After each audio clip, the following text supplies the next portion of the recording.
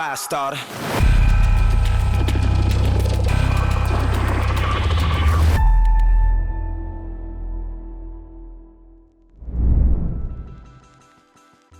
Hi guys, and welcome back to my YouTube channel. So I've been away now from YouTube for a good few months, and I've always wanted to create this series where I show you how I go about shooting beauty. So this episode I'll explain to you how I'm lighting my subject.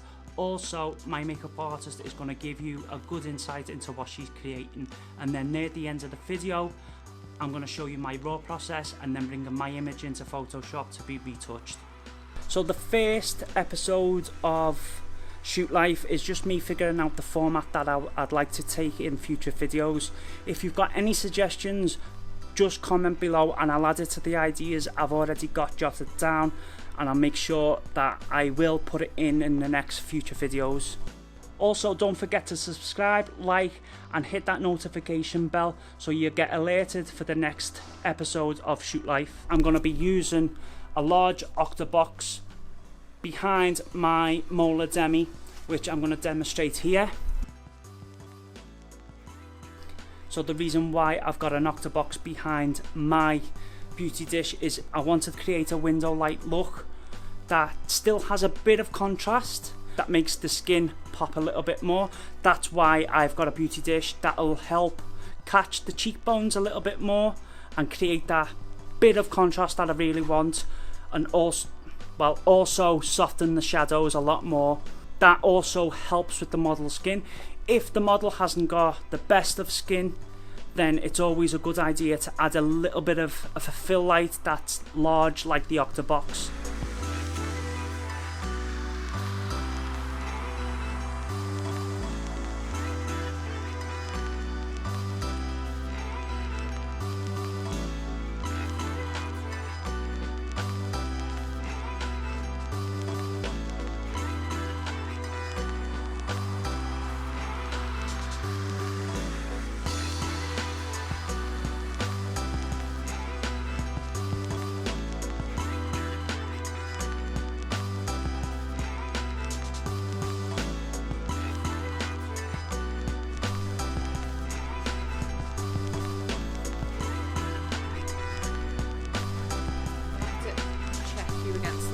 Because I don't want to go super heavy on your skin, you see, so it's kind of getting that balance right.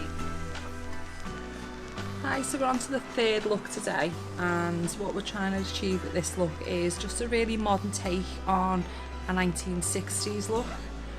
So we still want the skin to be really fresh and metallic, and the colour that I've just popped on the eye is a MAC pigment colour from a while back. I've just patted it on quite blocky, and then I'm literally just going to blend the edges out just to soften it through a little bit. On the skin we've got face and body today, just to give that really dewy skin look, and we've also used a Charlotte Tilbury blush on the cheeks. And just where I need a little bit more coverage of the face and body, I'm just patting it in. Remember, it is the best for layering.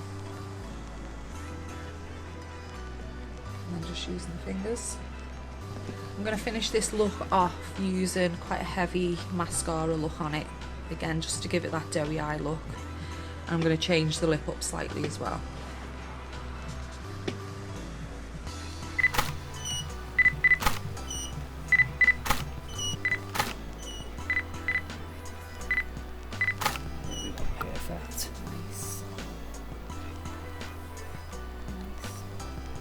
I'll be focused on the area on that one.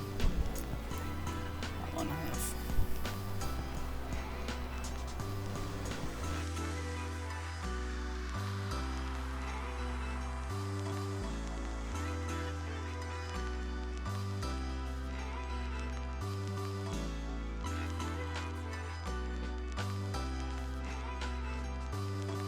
So guys, that's me finished today's test shoot.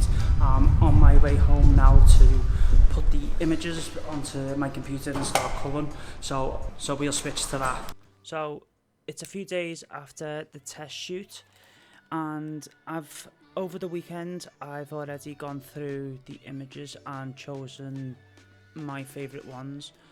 So now becomes the process of me choosing the first image I'd like to edit from the 5 stars that I've already chosen, and I'm leaning towards this one. I've got a few adjustments that I made in the studio as I was going, and it gave me a really good start. Yeah, now all I've done here now is I've just fixed the skin tone a tiny bit, as you can see here, around on the nose and just under the nose and on the sides of the nose, that we have a little bit of redness. So I've just taken that away slightly, and then in Photoshop I'll remove that further. So the next step is to take it into Photoshop, but first, because I do shoot with Nikon D850, so my ICC profile now I've changed it to a Canon 5D generic, because if I show you what it looks like with the Nikon, the skin tones and the colours look really muted, which is not ideal for shooting beauty because it doesn't look pleasing. If you can see the difference. So that's just a little tip for you. Even if you shoot Sony, Fujifilm, try the Canon 5D generic profile and you'll be amazed on how much your tones change. So the next step now is to right click on the image and go into edit with Photoshop. I'm going to open it into TIFF uncompressed in Adobe RGB, because I am editing on Adobe RGB monitor and resolution 300 and 100%.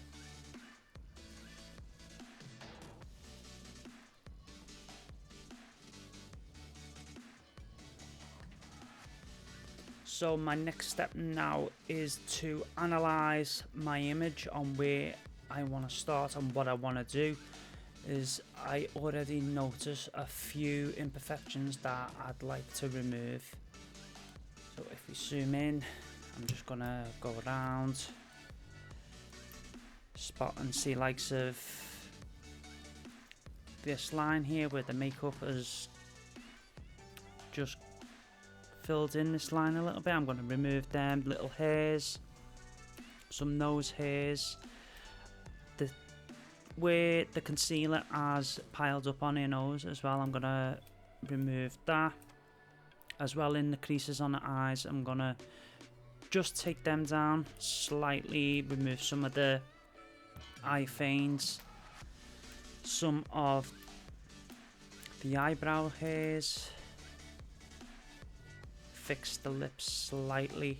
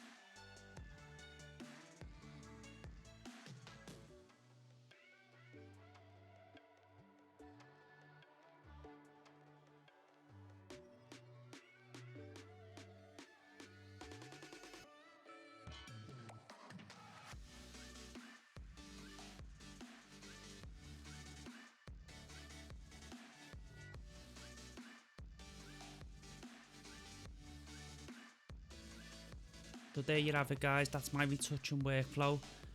I did want to keep it nice and natural. There was a few issues with the texture on the skin. I had to take my time with it.